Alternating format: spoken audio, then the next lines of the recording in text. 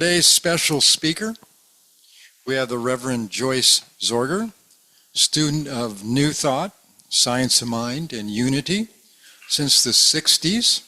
And by the way, we both went to the Science of Mind Church in Huntington Beach with Peggy Bassett in the 80s or 90s or Yeah, when? it was probably the 80s. Probably the 80s, yeah. I taught the Myers-Briggs at the Huntington Beach there. She is a practitioner emeritus of religious science since 1992. She was an elementary, high school, and college teacher for 25 years. And of course, how we know her, and I know her mainly, is the owner of Feather Ranch, home to horses, dogs, cats, deer, pigs, and she is also an astute card player, so you got to watch it if you're out there. Her talk today is All is in Divine Right Order. I am happy to welcome, here's Joyce. Oh, thank you.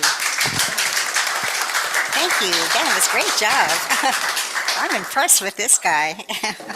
Hey, I love the song, Love is the Answer. Whatever the question, love is the answer. This is what I remember having someone say to me during the 80s, with a difficult, not generation, but decade, the 80s were for me. But anyway, whatever the question, love is the answer.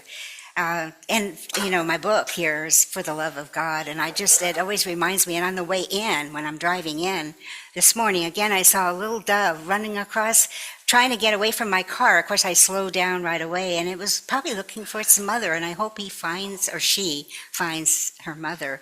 I live out in the country, and there's all kinds of, like Richard said, you know, all kinds of, I'm going to share some of the things that have been in my life these days.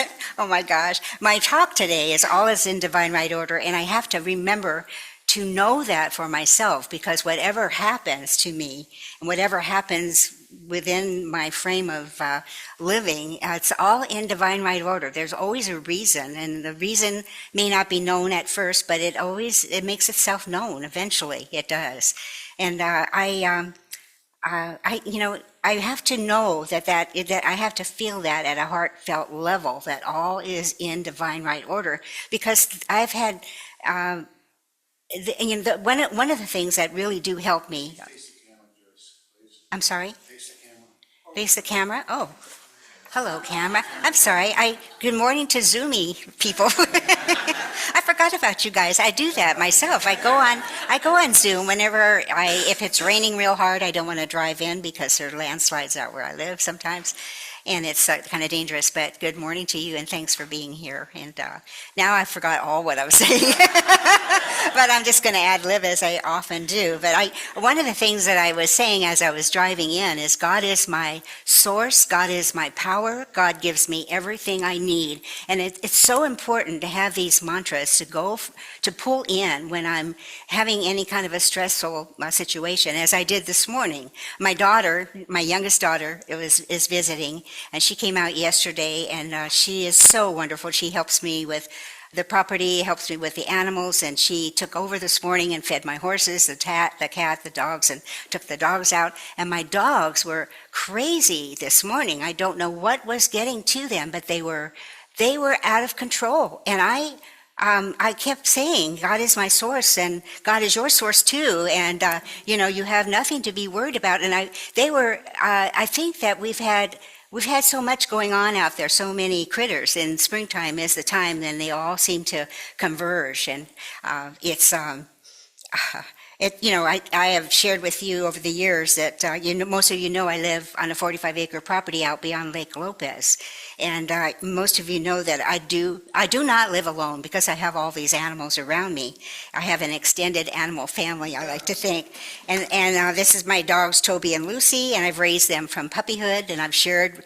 They'll be 8 years old this December, and I just keep thinking they're going to slow down. They're going to get older, more infirmed, and they're not, because, in dog years, they should be adults by now, but they're not. They are not adults by now. And I was just glad that my daughter was there, that she could take one at a time out. But I have, you do know that they're blue tick hound, and the combination blue tick hound, German short hair pointer, and they are hunting dogs. where was my mind when I thought of getting hunting dog? I talked to Rita, I'm sorry, Rita. I want to say Rita. Ting. And why am I calling you? I'm looking at you and calling. Tink, Tink showed me a picture of this gorgeous little dog she calls Maxwell, and he's just a little puppy, and he's part miniature schnauzer. And I thought, that's what I need. I need a little puppy, something that will snuggle up to me.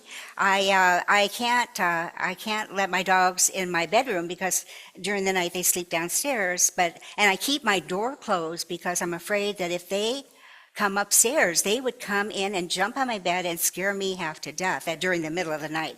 One is 75 pounds and his sister is 45 pounds. So they're a force to contend with when they are on a hunt. It's no matter what time of day. And I also, like Richard said, I share my land with wild pigs, with turkeys, gophers, ground squirrels, red fox, mountain lion, bear, and this last week, you wouldn't believe, I've had this rampant, noisy peacock all over my property, and he is screaming, and he's probably looking for a mate. He probably doesn't know how he got there, and somebody might have dumped him off. I don't know. He is huge. I walked on my property on the dirt road and I see his claws and they're about 6 inches long. So he's a big guy.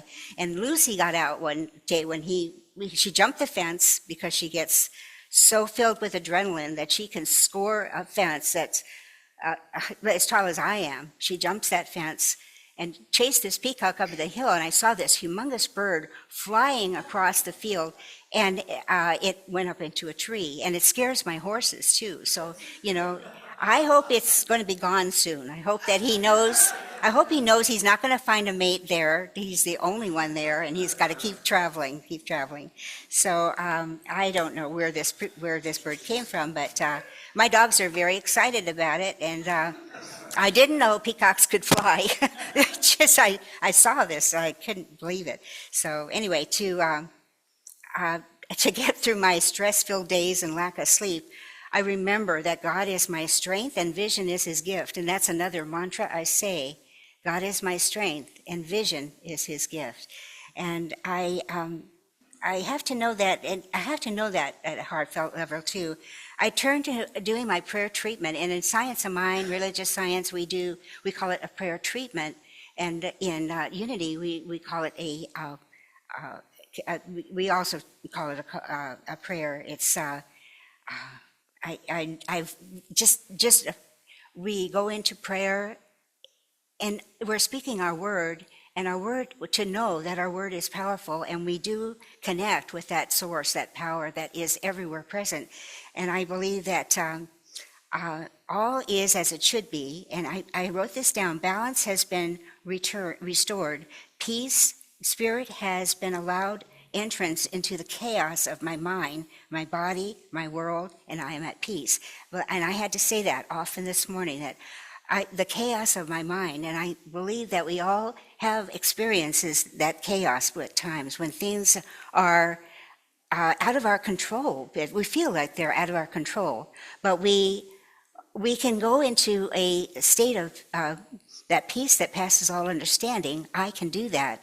And I know that I can do that because I've done that before, and I know that it works for me, and I know it will work for you. And I know that you have your own choice of what to think and how to proselytize the thoughts that come into your mind. Do I want to keep these thoughts and have them create the chaos within my mind, or do I want to find a way to say this mantra and go into a peaceful prayer, peaceful spiritual mind treatment, and know that all is well? And just by me knowing those words and saying them, I feel at peace, just as I'm talking to you. I always feel excited when I come here, and I know that I'm going to share some of my, quote, wisdom. And I just, all the years, sometimes I think, well, why am I, feeling like everything is falling apart like I did this morning? And it seems that happens as a challenge to me. Like, it's times when I don't want to feel that way that this happens,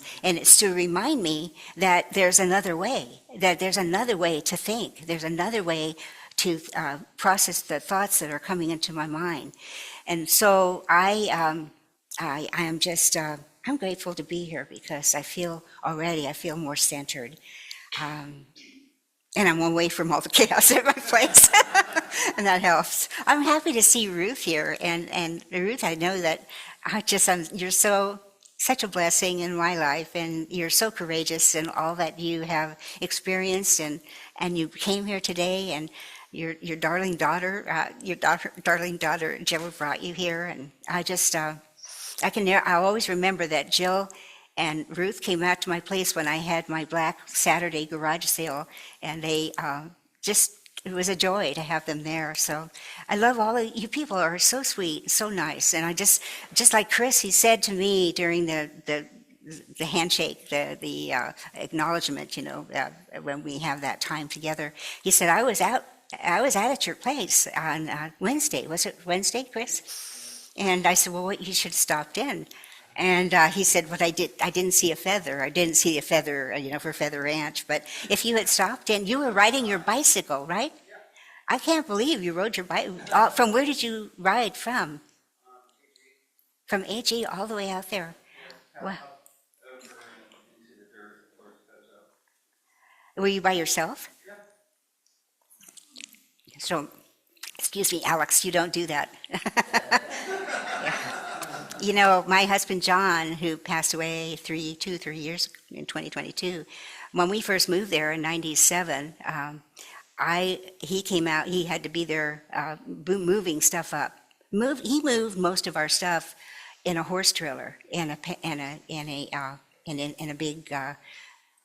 big truck that we had, and he had to make like 4 or 5 trips. I can't believe he did that from Costa Mesa, and. He was very stubborn. He did what he wanted to do, but he did, and he had a bicycle. He used to ride bikes all the time, but the truck broke down, and he had to. It was having a problem, and he drove the truck in to the mechanic, which was down in town, and then at the bicycle in the back of the truck, and then he rode the bicycle back up to our place, and then he had to ride it back down to pick up the truck. So I know, and he was always in good condition. Bike riding is good. I used to ride a bike, but I don't anymore. I used to ride horses. I don't anymore. There's things that we have to release, and that's been the hardest thing for me, is as I progress during this lifetime, and I just feel like I don't want to let go of riding. I've ridden all my life, and one of the things I said to Richard, he wanted to know some things about my past, and I said I owned a pony ride, and I had 13 ponies, and that was one of the highlights of my life when I was a teenager. I was 14, 15, took care of this pony ride every Saturday, Sunday, and holidays, and it was 3 rides for a quarter, and now 3 rides for a quarter, and that was a lot of work, and some weekends we made about $65. So you can imagine how hard I had to work, but I was younger then, and I can't do that anymore, and lifting kids and all that, but I got the muscle, though, to do that when I was that age. But anyway, I get off the track, and I'm sorry about that, but I do. Hi, Zumi.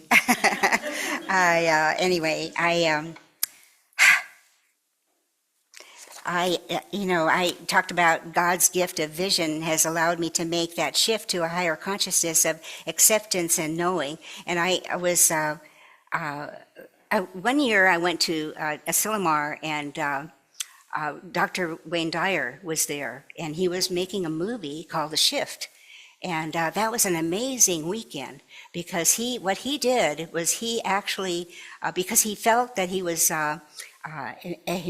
maybe disrupting the people, the conferences that were there, he offered to do a talk, and that was the most amazing talk. He spoke for an hour, and he just had so much knowledge, so much wisdom, and I really enjoyed what he had to share. And Wayne Dyer's passed away now, but you can catch The Shift on YouTube. You can go on YouTube and hear and see that movie. It's worth seeing. And basically he talks about a shift in our consciousness, a shift in our way of thinking, and when we find we're going down a place of, just like this morning when I thought, chaos everywhere, the dogs are barking and what's out there and all of this, and I thought, peace, be still. and just call in that peace, be still. And Wayne Dyer was just amazing, and you'll have to listen to that movie, The Shift. He was at Merrill Hall. I don't know how many of you have been to a Silmar before? I know some of you here have been. Yeah, and Merrill Hall, was designed and constructed by Julia Morgan back in 1928. 1928, and it's just when I see the movie The Shift and they show all the scenery of being at a Silmar, it makes me want to go back, and I am going back in July. I'm going back, and I think Jill and Ruth are going too. So I'm glad that you're able to go, Ruth. So anyway, this is what Wayne Dyer had to say. He said, "In every moment of your life, you have a choice. You can be a host to God or a hostage to your ego." And he talks about ego as edging God out. E-G-O, edging God out. I'll read that again. In every moment of your life, you have a choice. And I love the fact that word choice reminds me, I am Joyce with a choice, and I always have that choice. You can be a host to God or a hostage to your ego, and that edging God out. And I want to calm that ego of mine, because I have this ego saying I can do whatever I want to do. And that is good. But at the same time, I have to know that I need to have that guidance, that wisdom, to not do things that are stupid or crazy, and I have done those things too. So we have to rely that God is our source, God is our power, and God gives us everything we need. And all that we are is God, yet God is so much more than what we are. I wrote this down. I want to read this to you. God is a state of being. I am, we are, all part of that state of being. We are part of the whole. When we say we are whole, perfect, and complete, I love that whole, perfect, and complete. This is these are words that I often say. This is a declaration of truth, and it reminds me that I am part of that wholeness. I'm part of that perfection and that completeness that is God. And the music that you sing and play, and the songs, and that is such a gift. And that, when I hear music, and Richard plays this beautiful music here, and the choir, the choir is just amazing, and it just, every time I hear music, I cannot hold still. There's something within my body that has to move, and I was noticing how, when you were feeling the music too. And it's, I guess, I guess we need to allow that music to come in within us and just feel it, and not feel ashamed or feeling like maybe I'm causing too much attention to myself, but just allow your body to give in to that impulse to move. Moving is so important. As we get older, we need to remember to move. I have friends that are pretty much confined to chairs most of the time, and they watch TV all day long, and I think this doesn't serve your body. This doesn't keep you strong. You've got to keep moving, whatever it takes. And look, I know that Mervyn is shaking his head. I mean, we are compadres here in our late 80s, so yeah, and we're keep moving, and he's a hiker, and I pretty much am too on my property. I hike the property all the time. Anyway, it's good to be there, good to be outdoors. I wrote down faith and conviction may vacillate from time to time, but we're here to help each other remember who we are. And so if you have a friend that is having a challenge, just know that you may be the one to help that friend, to lift that friend out of that darkness. We're here to remember our lives are always unfolding, and it's unfolding in divine right order. Everything that has happened to me and all the challenges that I have faced with the, I won't go into all, but just dealing with all the animals and my dogs, and controlling them on my property and keeping them safe, and keeping me safe as well. It's just, it's all part of, I've chosen this. This is what I've chosen. If I don't want it, I don't have to stay there. But I love it out in the country. I love the open space, and I love to experience the animals around me and the birds. And even, not the peacock though, the peacock. Have you ever heard the sound of a peacock? They scream, and I had a red fox that was screaming every night around 3 in the morning. And now I have the peacock, and I thought birds sleep at night, but this bird does not sleep at night. It makes these horrible loud noises. If you get on Siri and say, "Hey Siri, what is the sound of a peacock?" It sounds like a red fox too, and they scream and crazy noises. And then of course my dogs get set off, and I am tired just thinking about that. I shouldn't even think. Oh, okay, I'll move on. Okay. I love Mark Nepo. How many of you have heard of Mark Nepo? He has a book called The Book of Awakening, and it says, what is having the life you want by being present to the life you have. And if you haven't read any of his books, you might want to get that book, The Book of Awakening. He has it's like a daily, days of the month, a daily read. And he had one title for one particular day. It's called When the Path is Blocked.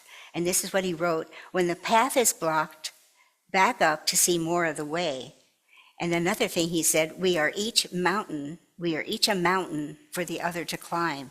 So if you have someone in your life that is that you're dealing with, maybe dealing with illness, and I know that my husband had Alzheimer's in the last 6 years that he lived, and that was a mountain to have to climb. And I was faced with a lot of having to be even closer to the source to know that I can get through this time. And I just anybody that is a caretaker, that is truly a gift to be able to be a caretaker to someone that you love, and to honor that body, that person, that soul, because that soul is ready to pass over and cross over. And I was sharing with Jean, and she lost a good friend recently. Not lost, but her friend passed over, and I suggested a book to read called Signs. And I've read this book, and this book has given me the knowing that when the body is no longer able to serve the soul releases from the body, and the soul crosses over. And I know that our lives move on, that our souls have many more experiences. It's not just right here. This is what I believe. I'm not sure how that triggers with your mind and thinking, but it works for me. And it's something that I have had many experiences of John, my husband of 64 years, making himself known to me. And I won't go into all of that now, but someday I'll talk about that do more detail. But it has been a blessing, and it has been, that though the path was blocked, I found the way through it, and I'm still here, and I'm glad to be here. I wrote, it is my belief that we are each given challenges in our lives, and it is up to us to ask to be shown the blessings in whatever seeming obstacle is placed before us, that mountain that is ours to climb. It is then that we come to see that what's in the way is the way. What's in the way is the way. And life truly is in divine right order. What's in the way is the way, and life truly is in divine right order. Ernest Holmes, I love Ernest Holmes, and I've studied him for many years. He says, when the body is the harmonious temple of the living God, spirit, divine order reigns throughout. I have one, if I can find it. There is something I forgot to share with you. I'm looking for where it is now. I thought it was really smart, very good.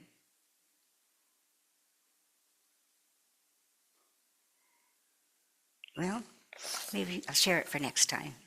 Anyway, I want you to just take this time now that I wrote this too. Faith and conviction may vacillate from time to time, but we're here to help each other remember who we are That's why we come to our service here on Sunday and keep track of the people. Somebody said one time recently that when people have been here for a while and then all of a sudden they're no longer here, maybe we need to take that responsibility to find out how they are, to contact them, to call them, see if they're still okay, see if they have chosen not to come anymore or they have found another path to take. But I think that it's important that we keep track of our people. We are our people that give us the strength to move through our days. So I wrote here, we are here to remember that our lives are always unfolding in divine right order, and we are here to remind ourselves, remind ourselves to let go and let God. And for my years in Al-Anon, I remember that, and that is such a good path to follow as well, and many things to remember and to remind me to move through the challenges and to let go and let God. We don't have to do it all ourselves, and I tend to feel like I have to do that, and I'm trying to let go more and more. And anyway, the last part, I wanted to just do a meditation, a prayer. And I'd like you to just relax now into this moment, if you will. It's just a prayerful meditation, and I'll share this with you. Breathing in, I relax my body and my mind. Breathing out, I smile. Dwelling in the present moment, I know this is the only moment. Dwelling in this present moment, I know this is the only moment. There is no irritation, frustration, or resentment in my life. Any sense of inner agitation is now wiped away. And in its place, there comes a warm sense of my oneness in essence and experience with all the good there is. The center of my being is understanding and intelligence, and I am calm, poised, and at peace with the world. My faith is strong and unwavering. I relax into assured expectation of my good. And all that needs to occur in my life is doing so in divine right order. I trust and follow this to be so.